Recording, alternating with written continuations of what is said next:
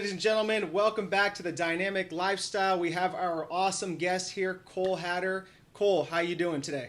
Good, man. How you guys doing? We're doing well. Good. We're keeping it real. We're keeping the eyebrows smooth, the hair, all that type of stuff.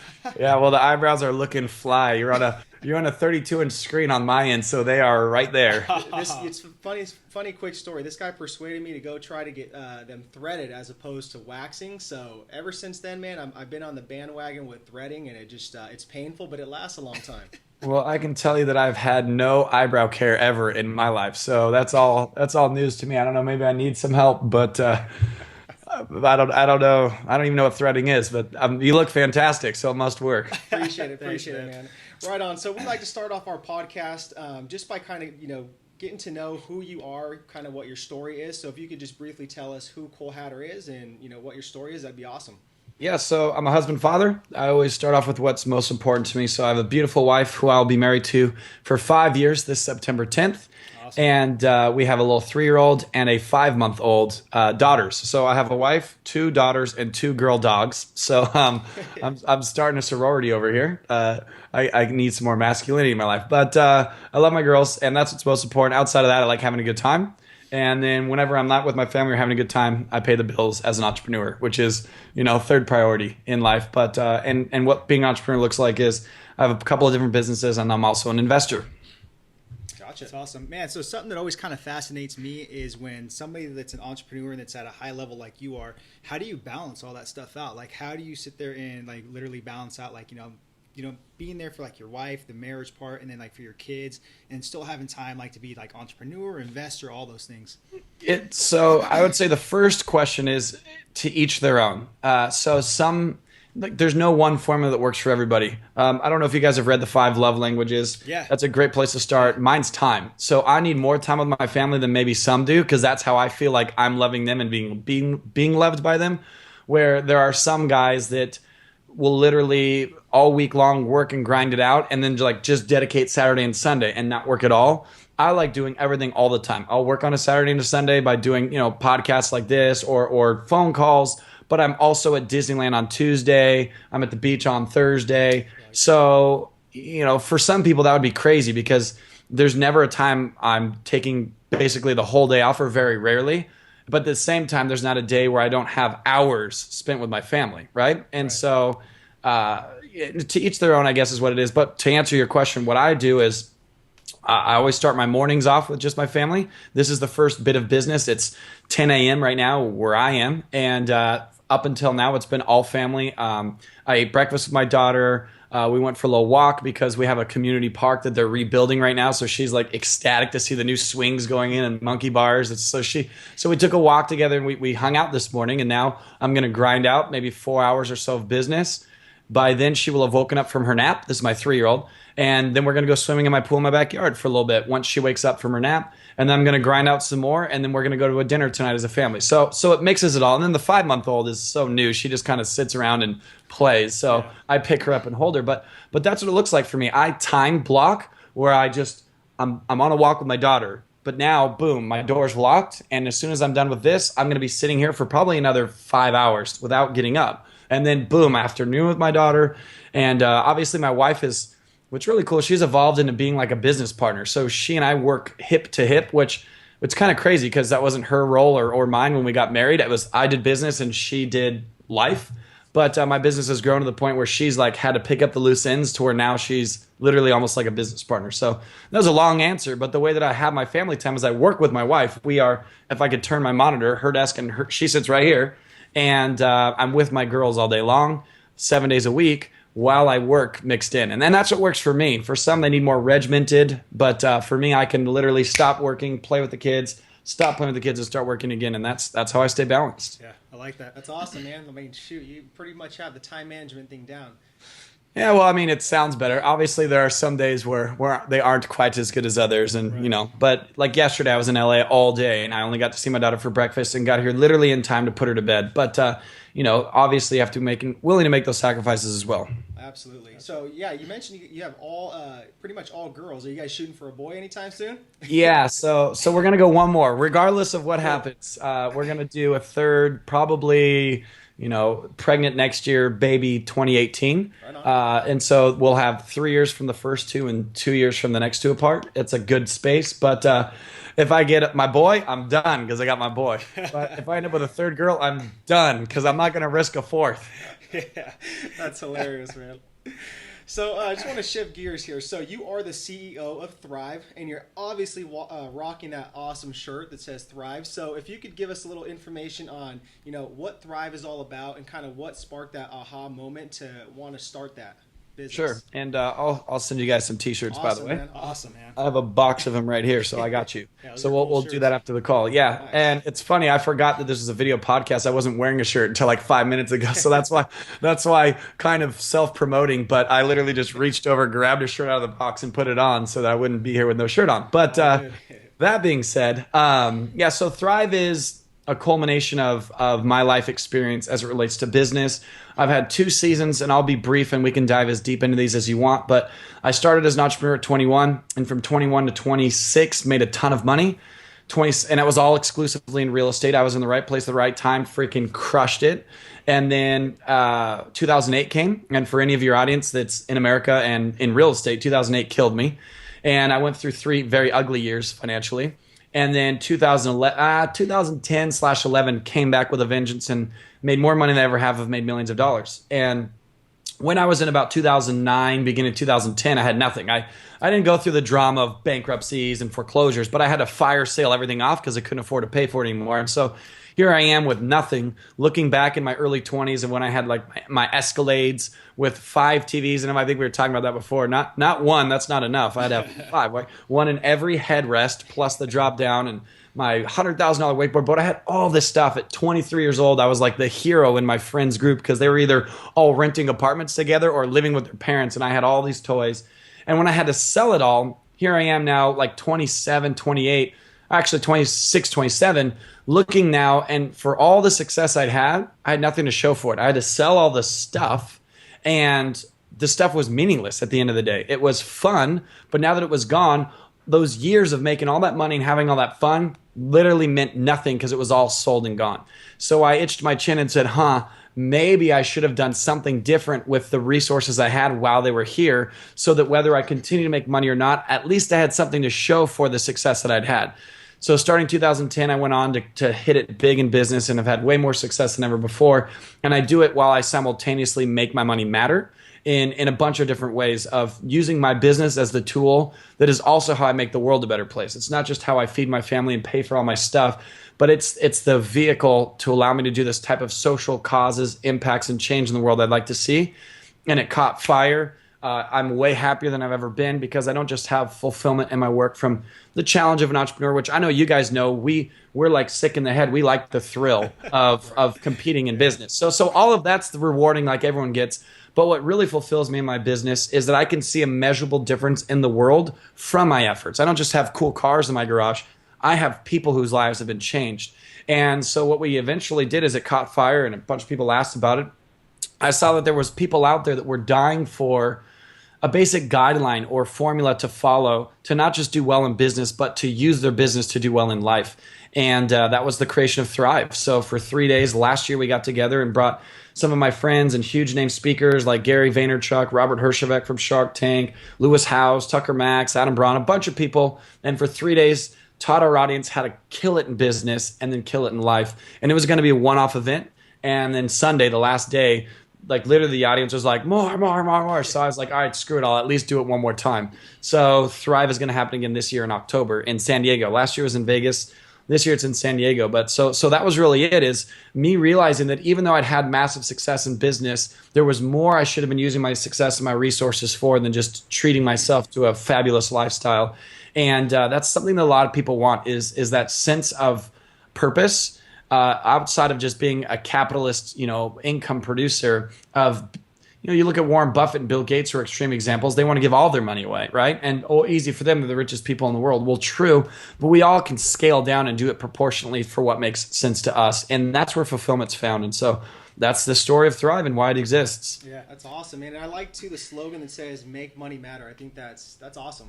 Yeah, thanks. Yeah, and people are like, what does that mean? Make money matter. And it's simple. Make money and then make it matter. It doesn't matter how you spent it on yourself. And, we all plan to live a very long life, but someday we're all going to be in the ground. And regardless of what people believe happens then, whether there's heaven or nothing, when people are surrounding our grave talking about the lives we lived, none of them are going to talk about your guys' eyebrows. They're not going to be talking. They're not going to be talking about your cars, your houses, or anything like that. They're going to be talking about the meaningful difference you made in the lives of people that you impacted with the time you had. And there's a lot of impact we can make in people's lives without money.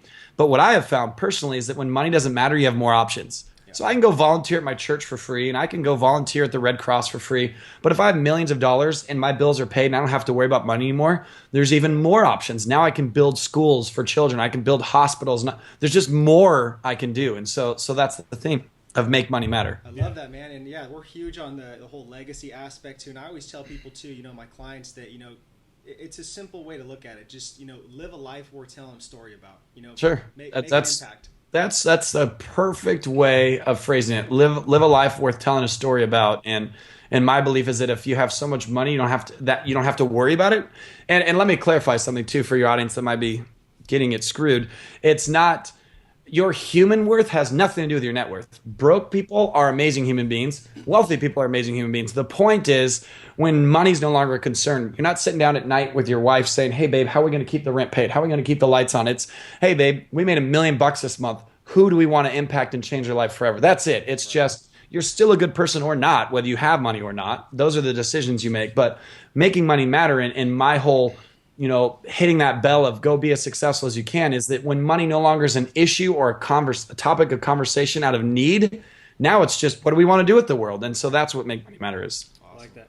Yeah, so something that really caught my attention was you said that you were 21 making all this money, you had all these toys, and then you kind of realized you had nothing to show for. So I think a lot of people these days don't even realize that until they're maybe 40s, 50s or something like that. So you realize at I think a pretty damn good age. So what would you go back, if you can go back to 21 years old, what would Cole tell himself 3 lessons he's learned up to this point? 3 lessons. I'd say if you're going to be thinking anyway, you might as well think big. If you're going to work hard, you might as well work hard for yourself. And if you're going to stress yourself out and take risks, it might as well be for something you believe in and that's meaningful. People are afraid to be entrepreneurs because they don't want to be stressed out. Yet then they work a 40-hour week job where they're stressed out. They're stressed for quarterly reviews. They're stressed in traffic getting there. They're stressed that there's going to be layoffs or budget cuts. I don't know anybody who has a job that's not stressed. So if you're going to be stressed like doing your own event. Oh man, are people going to buy tickets? Are people going to show up? So it's all stress, but it's good stress because instead of just working for a paycheck, I'm working for something I believe in. So those would be the 3 lessons. If you're going to think big, and if you're going to work, you might as well work hard. You might as well work hard for yourself that you benefit from and not your employer. And if you're going to deal with stress and the grind of income production, everyone who has a job gets stressed. So if you're going to have the stress and the grind of income production, it might as well be for something that you've started, that you believe in, and not for someone else. Love it. Gotcha. All right. So what do you enjoy most about being an entrepreneur in this era that we live in right now? So in this era specifically, man, it's fast. It's quick. I mean, think about what we're doing right now. We would have had to have send a pigeon courier to ask you guys when we can meet together and taking a horse or something. I don't even know how even 20 years ago when the fax machine was new or whenever the fax machine came out, how does business even work? So what we would have to do is have someone sitting here writing this conversation down, and then it would have to get published somewhere where someone would then have to buy it because they can't read it online and read it one sentence at a time. It's just so fast. So I think my favorite part of entrepreneurship today is it's just fast. One of the companies I work with, we import stuff from China. I can be on the phone real time like this with someone in China talking about a product on the other side of the world. That wasn't even an option 50 years ago, right? And so it's just, I like the speed. I think the best part about being an entrepreneur today is the ease of productivity and the speed at which you can go from startup to $1 billion like Snapchat and Facebook and all of them has never in the history of the world been an option like it is today. Yeah, it's awesome. Great. Right on. All right, so Eric and I are huge on pretty much our daily rituals. So kind of we have, our set first 60 minutes of the day on what we do specifically, and then we kind of have our wind down routine. So what exactly do you do the first 60 minutes of your day every single day, and then kind of what is your your wind down routine, or what time do you cut things off and stuff like that? So when I'm home and not traveling, first 60 minutes is with both my girls. My newborn's still new enough that the wife is up at night, breastfeeding and stuff, which I'd love to help out in, but I can't, right? And so when the 5-month-old wakes up, which is usually between 6 and 6:30, I take her and go downstairs to let my wife sleep in.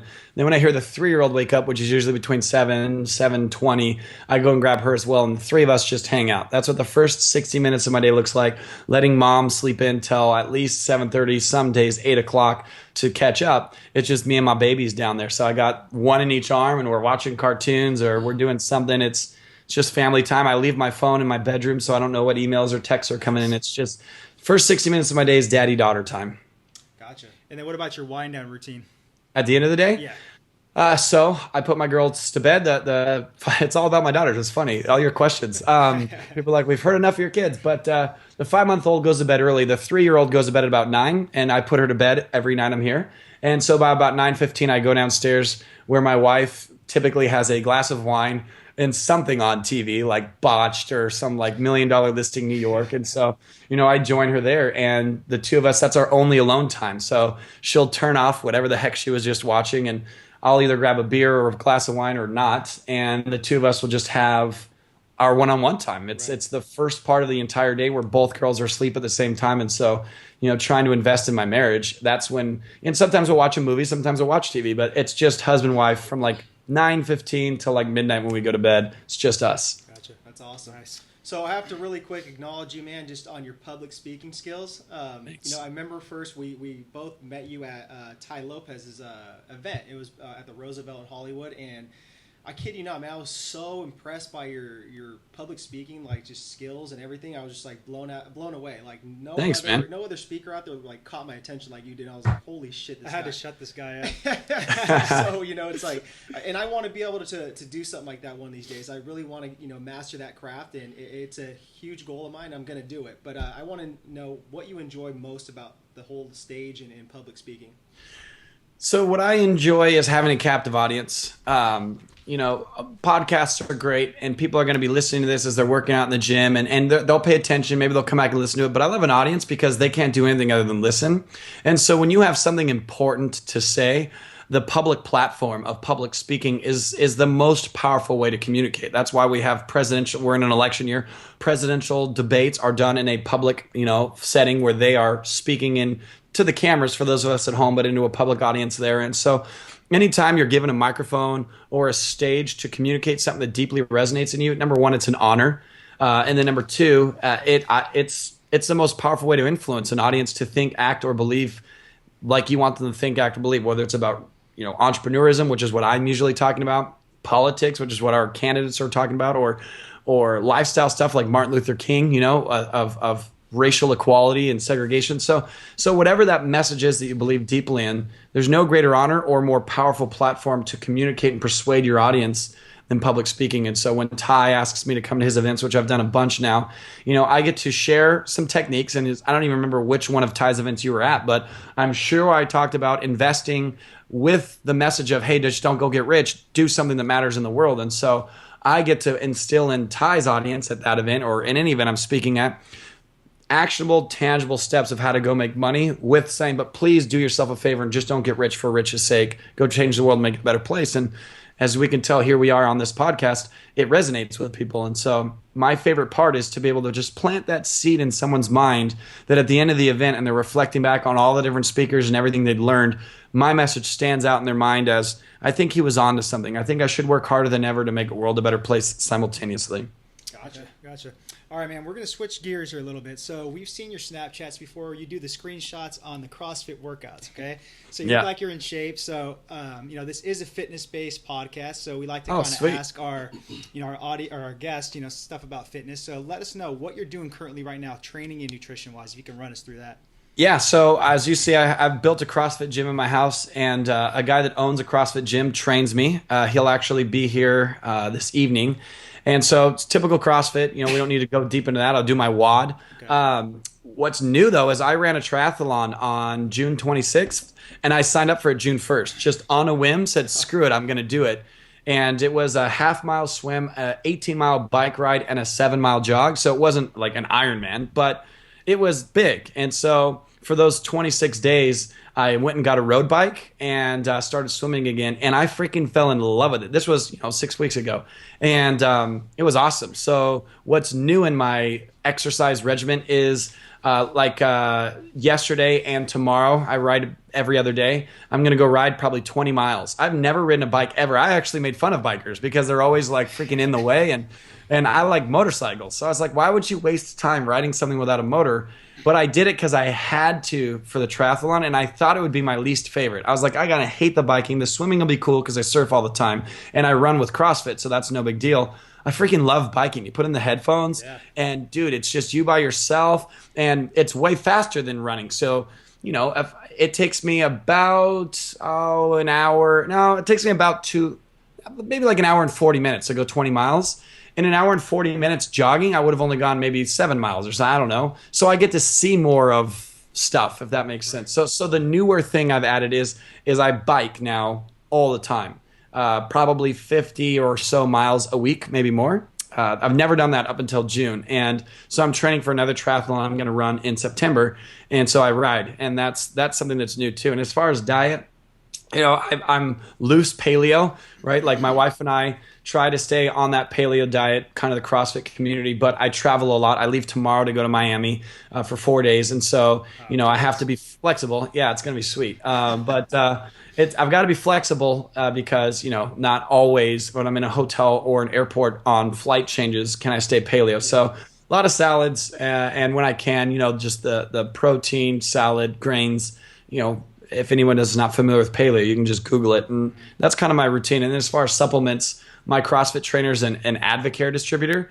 And I'm not a distributor, but I buy it from him. And so, I take like the workout, post-workout recovery from Advocare. And I do the Spark pre-workout, like energy protein or whatever. And so that's really it for supplements. When I was in my 20s, I wanted to be like 200 pounds without a neck. So I was like everything I could get my hands on to put weight on.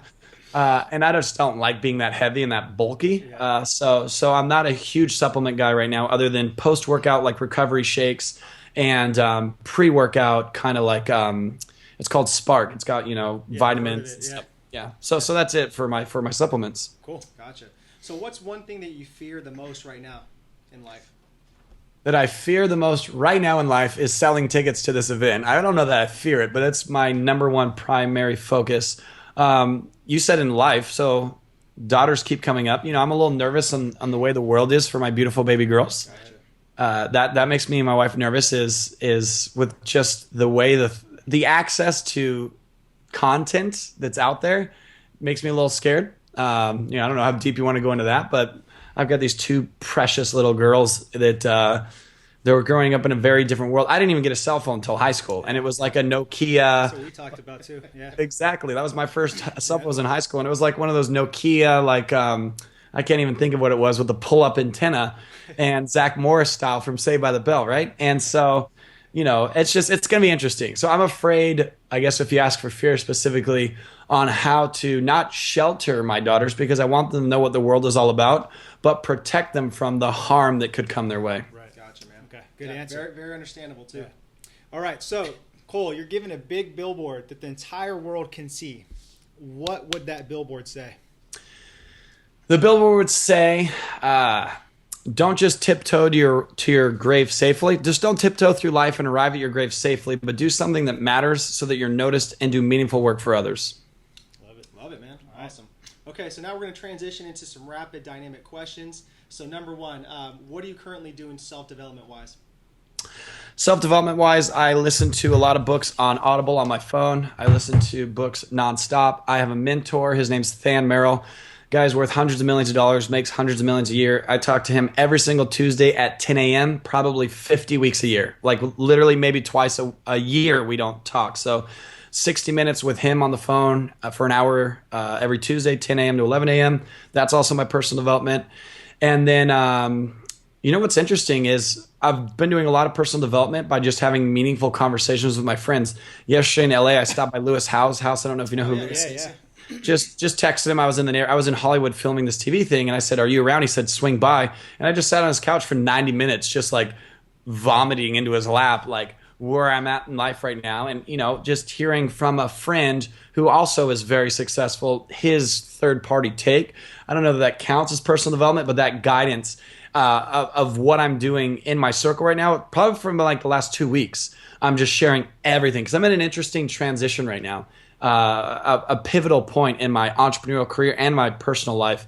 And so being open and transparent with people I can trust to give me honest feedback, and I've given permission to give me the level of honesty I want, is huge. And so I would suggest that for you guys and your audience too, is to find those people who they know what they're talking about, have them from an outside perspective. I've been doing that a lot, like the last 2 weeks. Yeah, that's awesome, man. And then we'll just give a huge shout out to Lewis Howes. I mean, we're actually in his legacy course too. So it's like you said, you got to surround yourself with, high level people. That's why we're in Ty's Business Builder. That's why we're in Lewis's legacy course. I mean, it goes a long way. It really does. So I'm in Lewis's legacy course. You'll see me eventually. Really? I don't know which week I'm in, but you're going to be seeing more of me. Yeah, it's actually recordings, yeah. It's on public speaking. So there you go. Looking forward to that. Yeah. It's literally, you're going to love it. Yeah, that's a badass course. All right, so if you could have dinner with one person, dead or alive, who would this person be and why?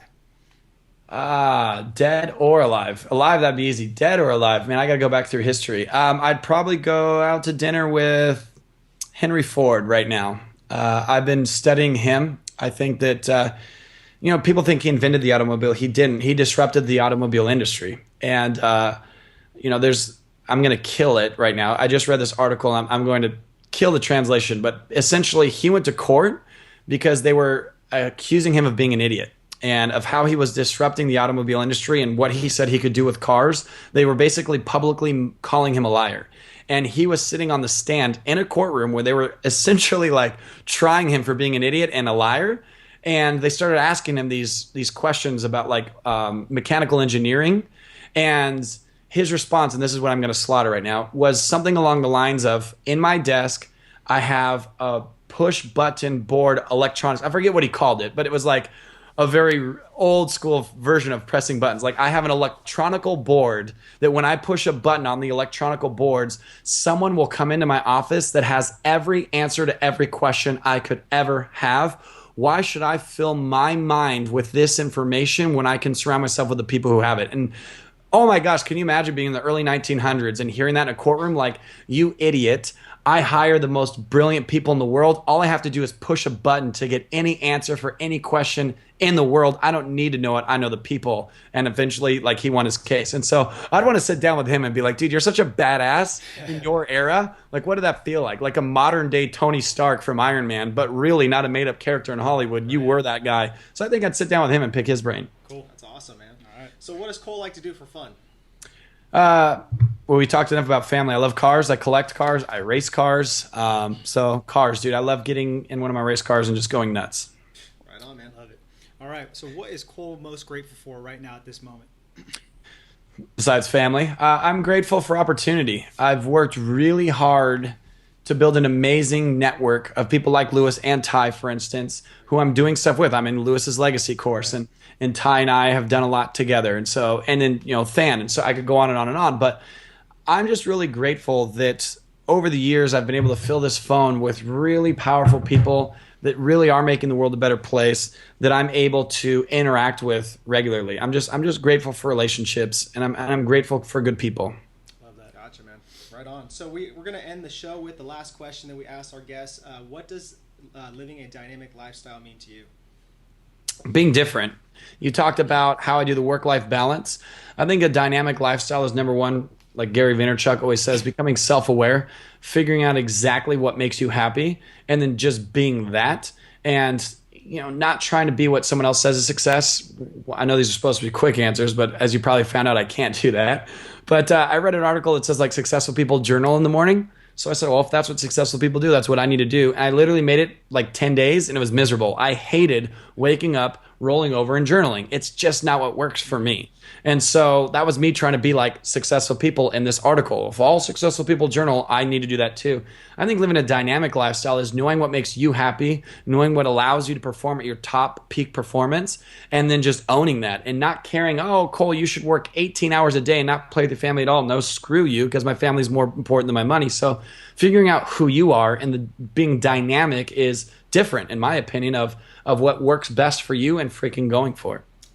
Awesome. All right, Cole. So we just want to take a moment to genuinely acknowledge you, man. So, we've met you a couple of times and you're a cool guy, down to earth. So, you don't have to take the time to do this type of stuff like, with your podcast, go out and talk to young entrepreneurs like ourselves and people in the business builder, do the events that you do for Thrive. So I just want to acknowledge you and say thank you so much for everything that you do, man. I've learned a great deal from you in a short time, and I look forward to keep following you and, learning more. Thanks, bro, man. I really appreciate that. Yeah, that's a huge compliment. So thank you. Stole my words, man. So likewise, the younger likewise brother. Yeah. So where can our listeners go and follow your work and everything like that?